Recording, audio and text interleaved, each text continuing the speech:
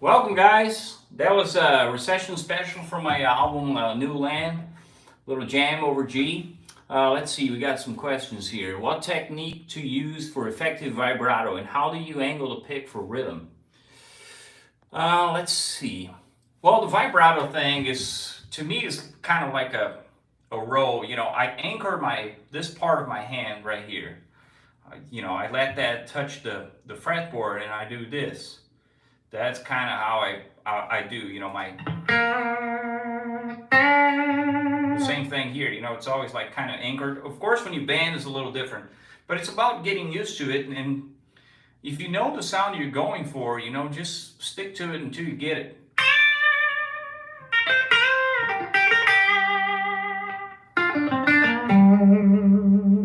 It's always kind of that movement, you know, for me. And my thumb is here, but it's kind of like, it creates this roll, you know, with my hand. My pick is, I have a few different ways I hold it for depending on what I'm playing. If I'm playing hybrid picking stuff, my hand's more like this, you know, because I'm doing mostly like down strokes, and so the pick is very much parallel to the string. Now, when I do alternate picking, I use an angle like this, so I can do, you know, more, you know, that kind of thing. And there's less resistance from the string when you're holding the pick like this. And that's also true about when I'm playing just chords, you know. Because I feel like that's a little less harsh, you know, and it sounds a little more pleasant. But that's it. No big deal about it, honestly. Just whatever feels comfortable, you know. Lucas here sent me a compliment. Thank you very much. I love how you flow so smoothly on the fretboard. You've got great chops. Thank you very much. Yeah, that's not, you know, there was not always the case. I had to work really hard for it, but it's like a lot of here's the thing that really makes a difference, is having points of reference, like landmarks on the fretboard, you know. So for me, when I started playing country, I started to work around the chord shapes, and that's a game changer, you know, because before that I was playing rock and roll, and I was always like kind of fishing for the root, you know. Okay, we got to play in G, so I had to find a G note on the first string, you know, the E string, and then start from there, and then okay, change to C. Now I got to find a C. So what happens then, you start to sound like an exercise. You're not connecting ideas, you're starting over every time there's a change, you know, in the song. So being able to play over chord changes allows you to play any chord, anywhere, no matter where you are, and you can just continue your idea. So for example, if I'm playing in G here, I know that the scale is this one. And I practice it enough to know how to get a good sound out of it, but again, not just lucky, not just like a gift, it's just something I work on really hard. And I can move, you know, over G still. Now I'm here, this part of the fretboard, different part of the fretboard. If I want to go to C, I don't need to go back there or find a C in the low E string, I know there's a C right here, and I can do. Now here I am, another part of fretboard. I want to go back to G. I don't have to go back to where I played the G before. I know there's a G right here.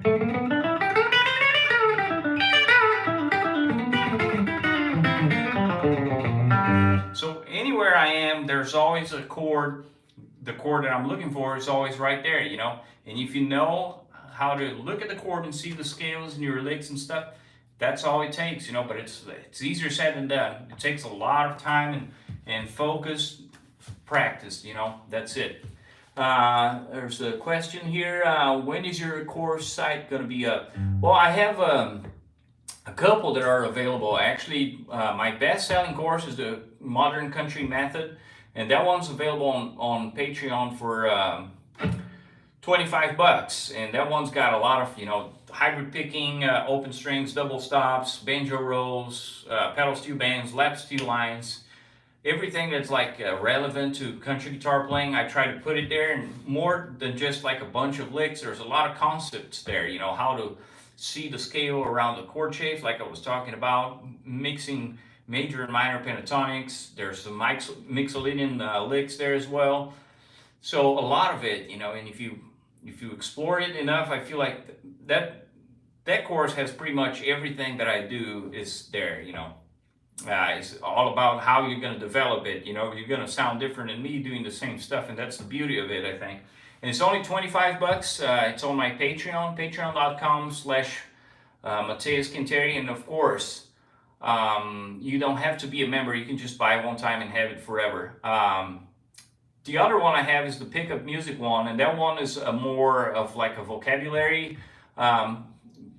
course. You know, it's really cool how it's divided. You know, it's a 7-day program, so every day you get a few exercises, a little jam. There's some really cool performances that we transcribed as well, and I'm sure you've seen some of the clips online. If you haven't already, make sure you check that out, and the link is always on my social media. You can find it. And yeah, that one's available as well. That one is a subscription-based platform, so there's that. What else we got here? Thanks for the explanation. Of course, no problem. Thank you very much, guys. I really appreciate it. I got a question here from Johnny D. Hey, Matheus, just wondering which effects are in your chicken picking chain. I'll tell you right now, I mean, all I have, I'm running my Helix, and what you hear is coming out of my monitor speaker, so there's no amps right now. So, but my Helix is simulating a Fender Deluxe, and I have a little bit of compression and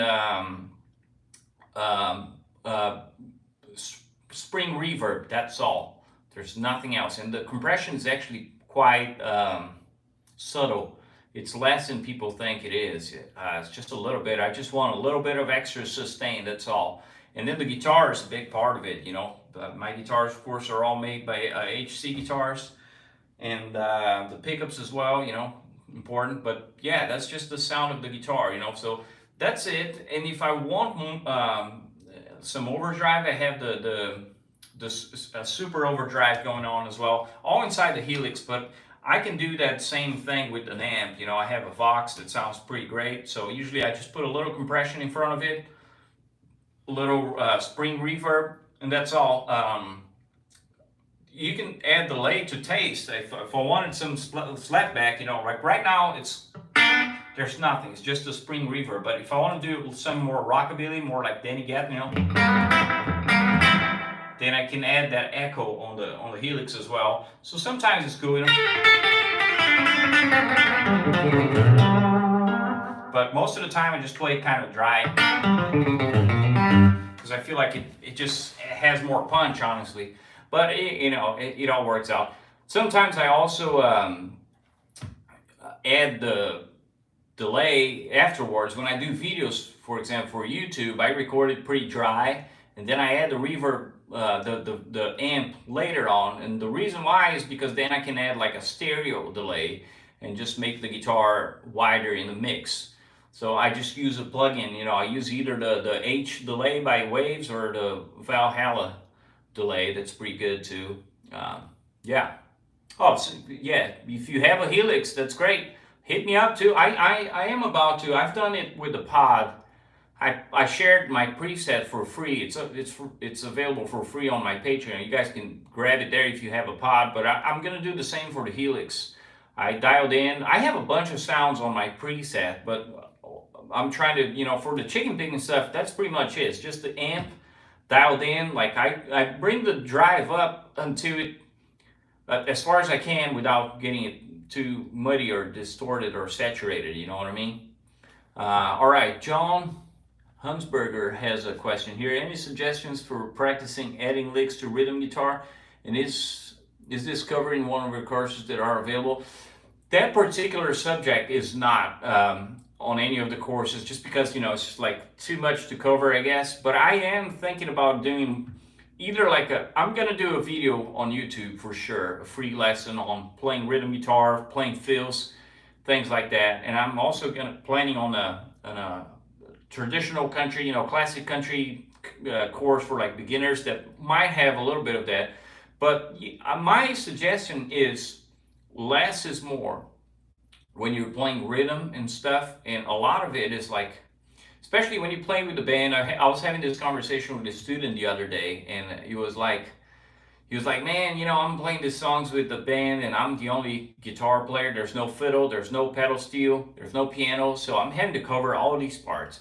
And that's very common. Guitarists think that they have to cover everything if they're the only instrument playing chords in the band. But that's not true. To me, it's about contrast. So if you start playing a song and you're already playing something that's super busy because you think you gotta carry the weight of the world on the guitar, then it's like, where do you go from there? So it's like, set the foundation very simple and let the song breathe, and then add on top of it.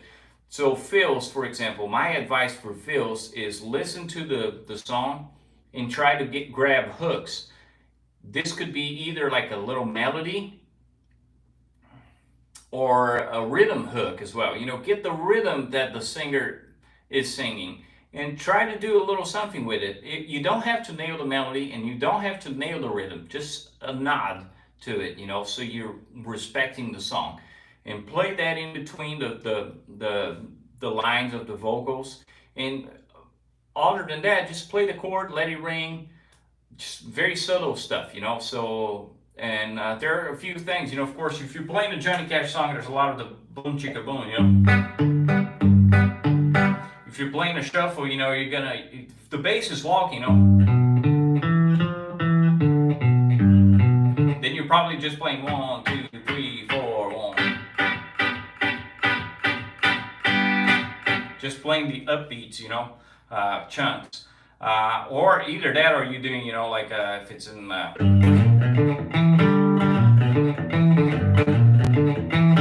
something like that.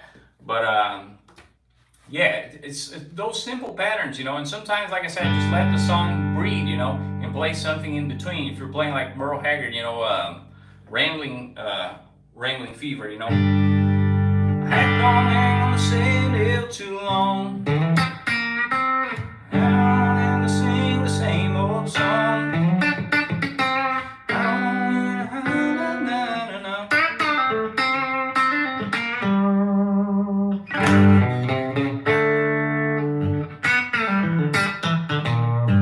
So it's like minimal, but it's effective, One lick sometimes, So for example, if we're playing that song, I had no same live too long. If I grab that bum bum bum bum that he sings, I could do had no same live too long.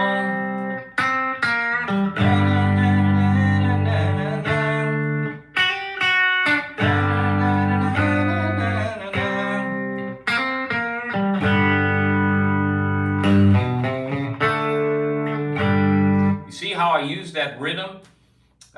So simple, and then I just play the same rhythm over the different chords, finding something that makes sense over that chord, Could be very simple, like you see, like Don Rich is the king of doing that, he just play the, and it works great, right? I mean, those types of licks between the vocals, it's about creating hooks, and adding to the song. Let's see.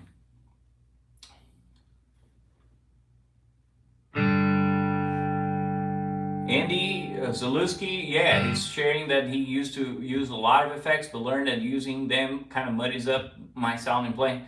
Yeah, it's true. I can totally relate to that. It's like sometimes, and even though it's fun, you know, you keep adding stuff, you're like, oh, this is cool, and yet another layer. But it's you will lose something, you know, like there's a certain like clarity that you lose, or the punchiness of a tele, you know, straight into an amp, or you know. So yeah, let's see what else we have. Yeah. All right, keep sending questions. I'm gonna play one more here. Let's do this. There's a little shuffle in B.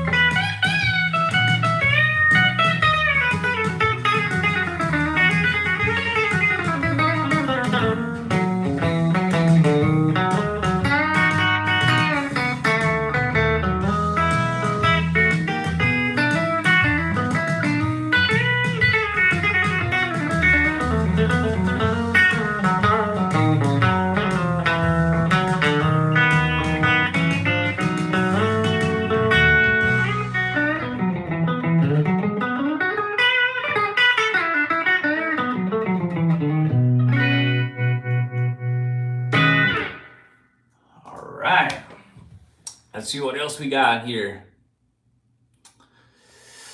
Oh yeah, my friend Vinicius from Brazil. What's up, man? Couldn't think you were in my area recently with my buddy Mike Tuck. Yeah, Mike's a badass player, man, and we had a blast doing that. He was super nice. I actually, like, we were texting through another friend of ours, Matthew Lee's a great player too here in town. We were texting about something, and then I was going to Texas, and he was like, oh yeah, I am from Texas. So we're like, man, we got to get together. So he was really nice, and he picked me up, and he booked the studio, and we just did a couple passes on each song, and we ended up with some nice videos. You know, it was a lot of fun. We had a blast picking together, and we're planning to do it again when he comes to Nashville now. So you all stay tuned for that. What kind of bender do you have in that guitar? Well, it's a kind of a Parsons style bender, but these guitars are all made by my dad, you know, in Brazil, called HC Guitars. So he builds the benders and stuff. I don't have this one hooked up right now. I wish I had my other guitar with a B bender here handy to show you guys, but maybe I'll do that some other time, you know. It's such a cool thing, and it opens up a new world of possibilities, you know. So yeah, guys, thank you so much for watching. If you guys want to learn more about country guitar stuff, like I said, check out my instructional video, the country guitar method. It's on Patreon, patreon.com/Matheus Canteri, and you just go to the shop and you find my course. That's only 25 bucks. You don't have to be a subscriber, a member. You just buy one time and have it forever. What about Johnny Hyland? Ain't he a freaky guitar hero? He's amazing. Johnny is amazing. He's the first guy in 2016 when I came to Nashville. I booked a lesson with him because I wanted to meet the guy and just see him playing in front of me, and he was the nicest guy. I got there earlier because I was like anxious, you know, about it, and he was just like having lunch and stuff. So he got there and he just grabbed the guitar, plugged in the first amp he had in his living room, and he started jamming, and like no warm up or anything. He just sounded like Johnny Highland. I was like, this is amazing. So we were jamming. He was kind enough. He actually called Don Kelly at the time, and he was like, hey Don, I got this kid here. He's a great player. You got to get him on stage. So he's responsible for Don Kelly having me sit in with his band, you know, at the time at Roberts. And Johnny himself, he was playing like the next night at a joint here in Nashville with Tim McDonald, piano player, great player too. And he invited me to come over and jam with him. And I think that's online actually. There's a video. Tom Brash did a video. He was there that night, just happened to be there filming some stuff. And he was really great about documenting live music in Nashville. And so you can find that video online actually. But Johnny's amazing, and he was kind enough to be a guest in one of my songs on my one of my albums. You know, on New Land, there's a track called Stampede, and Johnny plays a couple killer solos, just mind-blowing stuff, you know. So he's one of my favorites for sure, and the nicest guy ever, man. Just super nice. All right. I guess that's it, guys. I'm gonna wrap it up here. I'll play another track, and then we'll do this again. You know, we'll do this again soon. What's your favorite pick? I actually use this right here. I've been using it for years. Called Heart Attack, and it's made by Anatomy of Sounds, and you can find them online. They're out of California. They're super nice, very thick as you can see, but the edge is a little sharper. But I just get a little more volume, you know, out of the highest the higher strings. I use nines, so everything helps, you know. All right, I'm just gonna do a little little jam here, and then we'll do this again sometime soon. Thanks everybody for tuning in, and check out my instructional video on Patreon. Thank you very much. All right, there's a little jam in the key of E.